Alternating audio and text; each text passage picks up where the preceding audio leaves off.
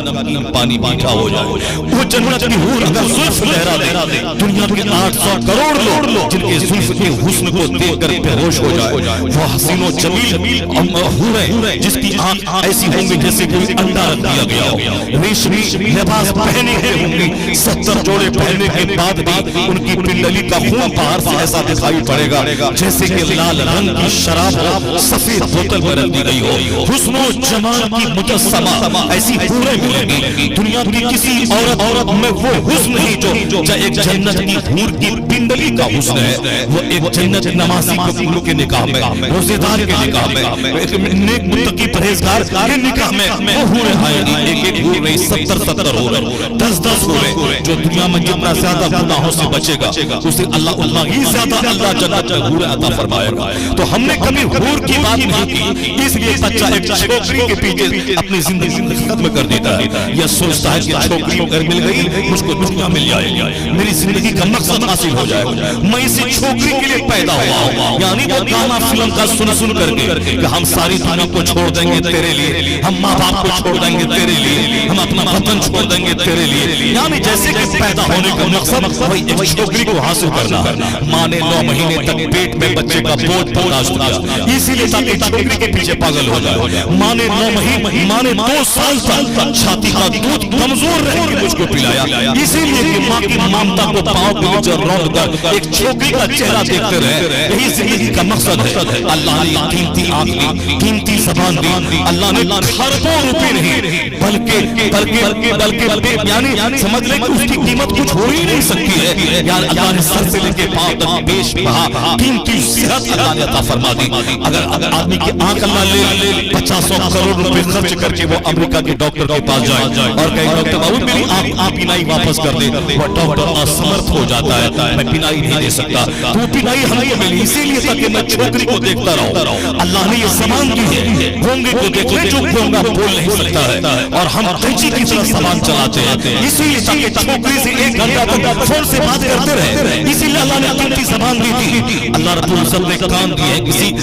کسی اب بہرے کو آپ دیکھ لیں، بہرا کے سامنے آپ بات کریں تو سنتا رہے، اگر وہ سن لیتا رہے تو سر پیٹ کے رہ جاتا ہے، میں کیا کروں، میں آپ کی بات سمجھ نہیں رہا ہوں، میں آپ کی بات سن نہیں رہا ہوں، اس وقت آپ کو الجھن سی محسوس ہوتی ہے، میں قیمتی بات کر رہا ہوں اور یہ سن نہیں رہا ہے، اب جاؤ اس کو اپنے ہاتھ پہ چھوڑ دو۔ اب اس وقت وہ سوچتا ہے کان اگر کاش مجھ کے پاس رہتا، سلطنت میں دے دیتا، میری کان کی سماعت بحال ہو جاتی، میں کروڑوں روپے دے دیتا تاکہ میں سننے کی طاقت مجھ کو مل جاتی۔ یہ کان اللہ نے دیے ہیں تاکہ میں دنیا بھر کی آواز کو سنوں، اپنے بال بچوں کی بات کو سنوں، اپنی بیوی کی بات سنوں، اپنے محلے سماج کے لوگوں کی بات سنوں، میں دین کی گفتگو سنوں، اسی لیے نہیں اللہ نے کہا کہ رات اور دن میں 2 گھنٹے تک کان میں وائر ٹھوس کر ایک چھوکری سے بات کرتا رہو۔ اجنبی عورت سے بات کرنا کان کا زنا، اجنبی عورت سے موبائل میں اسکرین پر فوٹو دیکھنا یہ آنکھ کا زنا، اجنبی عورت سے گفتگو کرنا یہ زبان کا زنا، ان سے تنہائی میں بیٹھ کر ان کے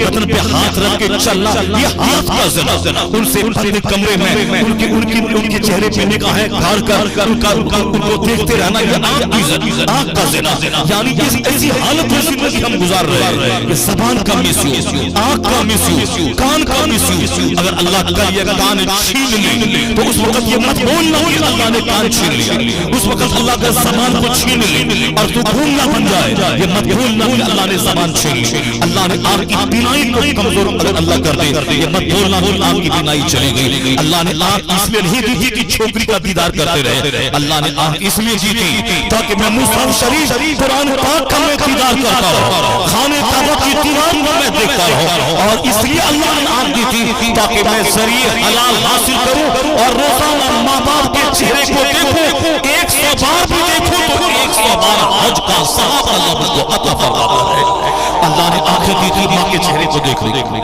اللہ نے آنکھیں دی تھی باپ کے چہرے کو دیکھنے کے لیے، اللہ نے آنکھیں دی تھی قرآن کے اوراد کو دیکھنے کے لیے، اللہ نے آنکھیں دی تھی خانے کعبہ کے دیدار کے لیے، اللہ نے آنکھیں دی تھی گنبد خضرا کے نظارہ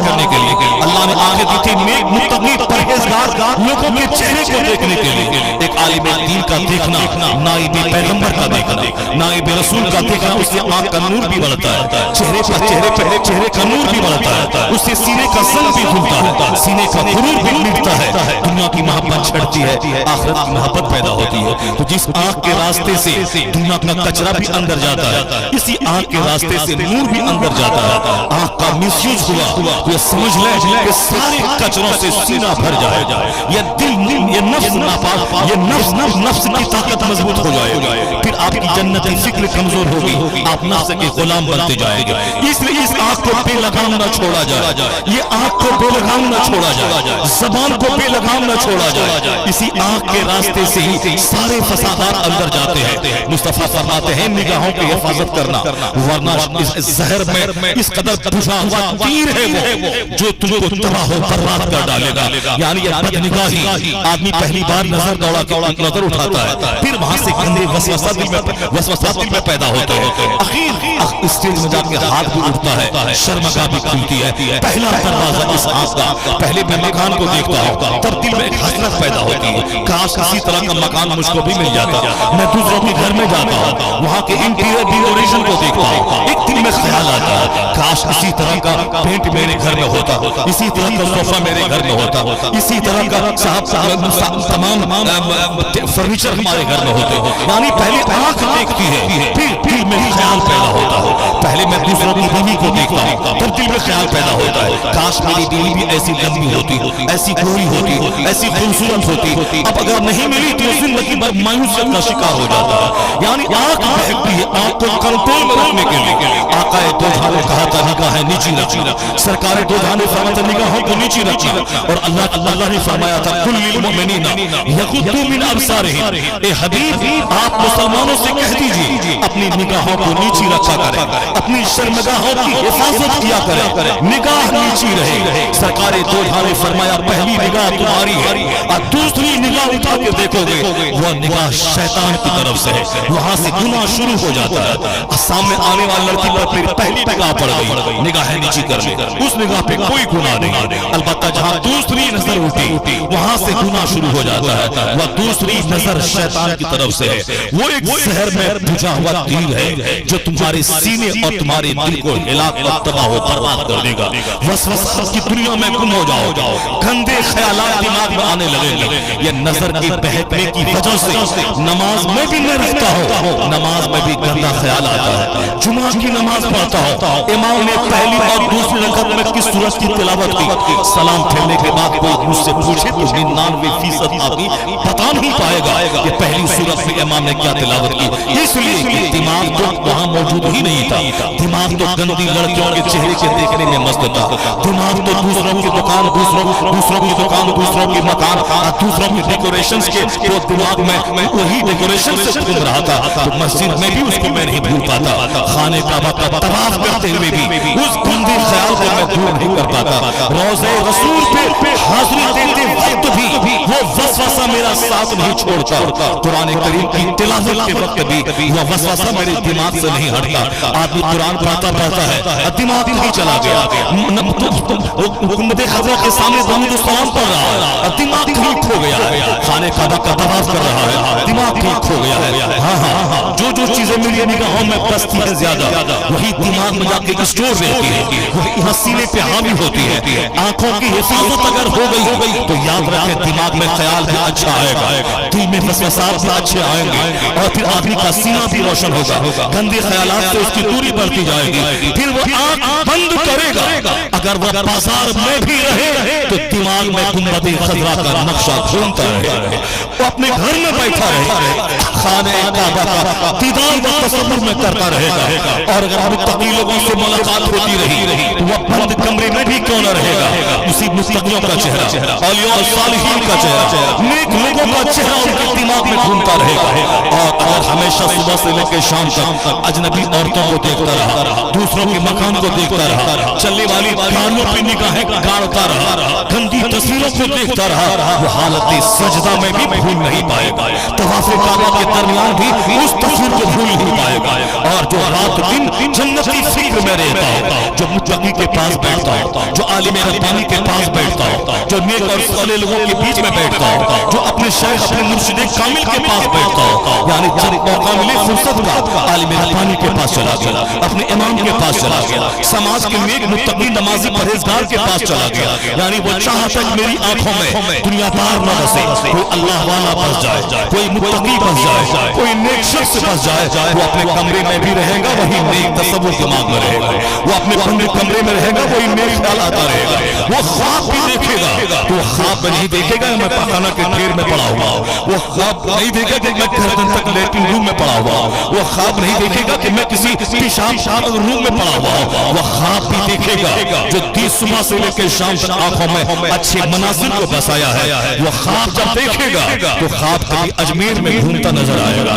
कभी बरेली में घूमता नजर आएगा, कभी बगदादी मुअल्ला में घूमता नजर आएगा, कभी मक्का की गलियों में सैर करता नजर आएगा, कभी मदीने पाक की गलियां उसके ख्वाब में आएंगी, यानी निगाहों में जैसे मनाजिर बसाएंगे, सोने के बाद वैसे ही मनाजिर बस करते रहेंगे। अगर और कोई बसी है तो हर दिन एहतलाम होगा, हर दिन कपड़ा खराब होगा, हर दिन आप सुबह उठेंगे 8 घंटे की नींद लेने के बाद, तो उस वक्त भर अंग अंग टूटेगा, कमजोरियां लाहिक होगी, दिमाग सर में दर्द होगा, सोने के बाद आप फरहत महसूस नहीं करेंगे, क्योंकि गंदे मनाजिर ने आपको तबाह कर दिया होगा। इसलिए कुरान भी कहता है निगाहें निजी रहे, हदीस में भी आया है निगाहें निजी रहे, निगाह की हिफाजत करना, शर्मगाह की हिफाजत करना, निगाह की हिफाजत करना। और ये सालिहीन ने कहा इस आंखों को बंद रखना और उसी वक्त खोलना जब तुमको खोलना जरूरी हो जाए, यानी हलाल रुज़ी की तलाश में, और वो नहीं तो आंख बंद करने की प्रैक्टिस करना, जबान में पत्थर रख के कम बोलने की आदत डालना,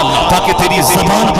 कैंची की तरह हमेशा न चलती रहे, फजूल बात न बोलती रहे, यानी दूसरों के सामने दूसरों को हंसाने के लिए टिंग मारना, दूसरों को हंसाने के लिए झूठी बात बोल देना, दूसरों को हंसाने के लिए व्हाट्सएप और यूट्यूब की कहानी सुनाते रहना, यानी ये पैदा इसलिए हुआ है ताकि व्हाट्सएप यूट्यूब को देखता रहे और उसी की कहानी को दूसरों को सुना के दूसरों की तारीफ, दूसरों की ज़बानी तारीफ सुनता रहे। यानी आदमी का दिल लटका हुआ है व्हाट्सएप और यूट्यूब में, आदमी का दिल लटका हुआ है गंदे दोस्तों की सोहबतों में, इसलिए कि आज की तारीख में हमने दीनी किताबों का मुताला छोड़ दिया, दीनी औलिया और सालिहीन के मलफूजात और मकतूबात को पढ़ना छोड़ दिया। मखदूम बिहारी ने कहा था जिस जमाने में औलिया अल्लाह नहीं मिले उस जमाने में औलिया की किताब पढ़ लेना, उनकी किताब तुम्हें औलिया वाली सोहबत का मजा दे देगी। औलिया और सालिहीन की किताब पढ़ना जो हदीस पाक को पढ़ता है ऐसा है जैसे मुस्तफा जान रहमत से वह बात कर रहा हो, जो कुरान करीम की तिलावत करता है ऐसा है जैसे अपने रब से हम कलाम हो रहा हो, यानी जो कुरान करीम पढ़ता है ऐसा है जैसे वह रब से बात कर रहा है, जो हदीस पढ़ता है ऐसा है जैसे मुस्तफा जान रहमत से बात कर रहा है, जो बुजुर्गान दीन के मलफूजात और मकतूबात को पढ़ता है ऐसा है जैसे वह उनकी सोहबत उनकी मजलिस में बैठकर उनकी ज़बानी खिताबत सुन रहा है, उनकी सोहबतों की लज़्ज़तें हासिल कर रहा है। हमने गौसे आज़म को नहीं देखा, अलबत्ता गौसे आज़म के मलफूजात आज मौजूद है। अगर कोई चाहता हो कि गौसे आज़म का वह खिताब कैसा होता था, 70-70 हज़ार का मजमा होता था, कई लाशें महफिल से निकलती थी, सरकार गौसे आज़म का खिताब हो रहा, लोग अपने गरीबान फाड़कर जंगल की तरफ निकल जाते। जब गौसे आज़म आखिरत की याद दिलाते, जब आखिरत की बात बताते थे तो जिनके सीने में दुनिया की मोहब्बत छा गई उसके बदन में जैसे आग लग जा रही है, वो अपने सर के बाल नोचता कि मैंने कैसी जिंदगी गुजार दी, वो अपने कपड़े फाड़ लेता था कि मैंने अब तक अपनी जिंदगी को क्यों ऐसी ही रायगा मैंने कर दिया, एक ऐसा जन्म लेता था कि अब मैं दुनिया के करीब नहीं जाऊंगा, वो जंगल का रुख करने लगता था, किसी की चीख बुलंद हो जाती, मैं रब को क्या जवाब दूंगा, मैंने यह बहुमूल्य जीवन को मैंने किस काम में गुजार दिया, वह टॉलरेट नहीं कर पाता था तो उसकी रूह परवाज कर जाती थी। गौसे आज़म की मजलिस में हमेशा कई लाशें निकला करती थी, लोग अपने गरीबान फाड़ के जंगल की तरफ चले जाते थे। हम उस महफिल में हम नहीं देखेंगे, उसके बारे में सुन रहे हैं गौसे आज़म क्या बोलते थे। गौसे आज़म के खिताब में कैसी जान थी कि मुर्दा दिलों में जान पड़ जाती थी, लोग मुत्तकी बन जाते थे। आखिर वो कौन सा खिताब था? गौसे आज़म की महफिल में कैसी जन्नती महफिल, जो शरीक हो जाए जन्नती, जो मदरसे में बैठ जाए जन्नती, जो गौसे आज़म के मदरसे के सामने से गुजर जाए जन्नती। हमने वो मदरसा देखा नहीं, हमने वो महफिल देखी नहीं, मगर आज गौसे आज़म की मलफूजात हमारे सामने मौजूद है, गौसे आज़म की खुतबात का मजमूआ मौजूद है। जब भी بھی دل میں خیال ہو کہ خطاب غوث اعظم کا کیسا ہوتا تھا تو خطبات کا مجموعہ آپ پڑھ لیں، ان کے ملفوظات کو آپ پڑھ لیں، ان کی مکتوبات کو آپ پڑھ لیں، ایسا لگے گا کہ آپ غوث اعظم کی محفل میں موجود ہیں۔ غوث اعظم آپ سے خطاب کر رہے ہیں، آپ نے محبوب الہی کی محفل میں آپ نے شرکت نہیں کی، محبوب الہی کے ملفوظات موجود ہیں، اس ملفوظات کو آپ پڑھیں، ایسا لگے گا آپ ان کی محفل میں آپ موجود ہیں۔ سرکار اعلیٰ حضرت کو آپ نے نہیں دیکھا، بل اعلیٰ حضرت کے ملفوظات آپ موجود ہیں، اس ملفوظات کو آپ پڑھیں کہ کیسے لوگ سوال کر رہے ہیں، کیسے اعلیٰ حضرت جواب دے رہے ہیں، ایسا لگے گا جیسے اعلیٰ حضرت کی محفل میں آپ بیٹھے ہیں، وہاں سوال اور جواب کا سلسلہ جاری ہے۔ اعلیٰ حضرت اپنے زبان فیض ترجمان سے نصیحتوں کی موتی لٹا رہے ہیں، اور ہمارے سینے میں وہ حکمت کا موتی ایک ایک جگہ تہ بتا جا کے جمتا چلا جا رہا ہے۔ اگر بزرگوں کی صحبت کی لذتیں اٹھانی ہو ان کے مکتوبات کو پڑھیے، اور اس زمانے میں اگر آپ کو کسی چلتی پھرتی خانقاہ کا منہ دیکھنا ہو، وہ خانقاہ جہاں نہ غیبت ہو، جہاں نہ جھوٹ ہو، جہاں نہ حسد ہو، جہاں نہ جلن ہو، جہاں صرف جنتی باتیں سننے کو ملے، جہاں کان میں صدائے تکبیر آئے، جہاں زبان پہ سبحان اللہ کے ورد ہو، جہاں آنکھیں نیک اور صالح لوگوں کو دیکھا کرے، جہاں آسمان نورانی بارش ہو، جب یہ خیال دل میں آئے، کہاں ہے وہ چلتی پھرتی خانقاہ جہاں پہ کوئی گناہ کا گزر نہ ہو، صرف نیکیاں ہی نیکیاں ہو۔ آنکھ اٹھے تو عالم کو دیکھے، زبان کھولے تو سبحان اللہ کہے، کان کھولے تو اللہ کا ذکر سنے، اور محفل میں بیٹھے تو فرشتوں کے ساتھ بیٹھے۔ اس زمانے میں ایسی خانقاہ بہت کم ملے گی جہاں پہ نیکیوں کا ماحول ہو۔ خانقاہوں میں حسد ہے، خانقاہوں میں گھمنڈ ہے، خانقاہوں میں دوسروں کو نیچا نچانے کا ناپاک جذبہ ہے، خانقاہوں میں احساس برتری ہے کہ ہم سے بڑا کوئی نہیں، ہم سے بڑا کوئی نہیں، خانقاہوں میں ڈنگے ہیں، خانقاہوں میں صرف ملفوظات مکتوبات کی جگہ صرف دعا تعویذ ہے، صرف تعویذ اور کھنڈا کا کاروبار ہے۔ وہاں قرآن پاک کی تفسیر کے لیے 10 منٹ کا وقت ہے کہ لوگ آئے تفسیر سنیں، وہاں روزانہ 10 سے حدیث کی محفل سجتی ہے کہ آنے والے مہمان آئے 2 گھنٹے تک مصطفیٰ کے پیغام کو سنیں۔ وہاں کہاں جنتی بیانات ہوتے ہیں، وہاں تو تعویذ اور کنڈا ہے، وہاں تو صاحب مصیبتوں کو دور کرنے کے لیے پانی اور تیل کو پھونکوانا موجود ہے۔ اور جب محفل سجتی ہے عالموں کی برائی، محفل سجتی ہے مولانا کی برائی، محفل سجتی ہے دوسرے لوگوں کی غیبت، اس کی غیبت کر کے اپنے آپ کو بڑا بننا، اس کی شان گھٹا کے اپنے آپ کو بڑا تصور کرنا، دوسری خانقاہوں کو برا کر کے اپنی خانقاہ کو سب سے بڑی خانقاہ بتانا، یعنی خاندان کے گھمنڈ، اپنے باپ داداؤں پہ مغرور ہو جانا، اپنے گھوڑے رنگ پہ مغرور ہو جانا، اپنے مریدوں پہ مغرور ہو جانا، اپنے مدرسے پہ مغرور ہو جانا، یعنی جہاں گھمنڈ کی باتیں ہو وہاں سینے کا زنگ کیسے صاف ہوگا، جہاں برتری کی باتیں ہو وہاں سینے کا زنگ کیسے صاف ہوگا۔ خانقاہ کا مطلب ہے کہ بادشاہت کا غرور مٹا دیا جائے۔ وہ خانقاہ بہار تھی جس خانقاہ میں مظفر بلخ کا بادشاہ آتا تھا، اسے وہاں باتھ روم کی صفائی کے لیے رکھ دیا گیا، اسے وہاں باورچی خانے میں لنگر کھانا بنانے کے لیے رکھ دیا گیا۔ وہ بادشاہ آیا ہی تھا اس لیے تاکہ بادشاہت کا سارا غرور مٹ جائے، میرے سینے کا زنگ صاف ہو جائے، میں معرفت کے نور کو سینے میں محسوس کروں، اسی کو حاصل کرنے کے لیے بلخ کا بادشاہ آیا ہے۔ مخدوم بہاری نے اسے خدمت کرنے کے لیے رکھ دیا۔ ایک بار مہمانوں کے ہنگامے میں کسی کی ٹھوکر لگ گئی، ان کو کسی کے بدن کی ٹھوکر لگ گئی، انہوں نے ان کی زبان سے کہنے لگا کاش بلخ نہ باشد، یعنی کاش بلخ نہیں ہوا، اگر بلخ ہوتا تو میں تجھ کو دکھلا دیتا۔ یہ شکایت مخدوم بہاری کے پاس پہنچی، آپ نے ان کو اپنے محفل دربار سے نکال دیا کہ اب بھی تمہارے سینے میں بادشاہی گھمنڈ موجود ہے، ابھی تمہارے سینے میں بادشاہت کا غرور موجود ہے کہ تم نے میرے مہمان سے کہا کہ کاش بلخ نہیں ہوا، بلخ ہوتا تو میں تجھ کو دکھلا دیتا، جاؤ تم میرے دربار میں رہنے کے قابل نہیں ہو۔ مظفر بلخی وہاں سے نکل گئے، مرشد سے دور کہاں جاتے، ایک نالی میں پڑھ کر چہرہ اٹھا کر محفل سجدی مرشد کا دیدار کرتے رہتے، یعنی اپنے آپ کو گندی نالی میں ڈال دیا تاکہ وہاں سے مرشد کا دیدار بھی کرے اور اپنے سینے کے سارے گھمنڈ کو بھی چور چور کر دے۔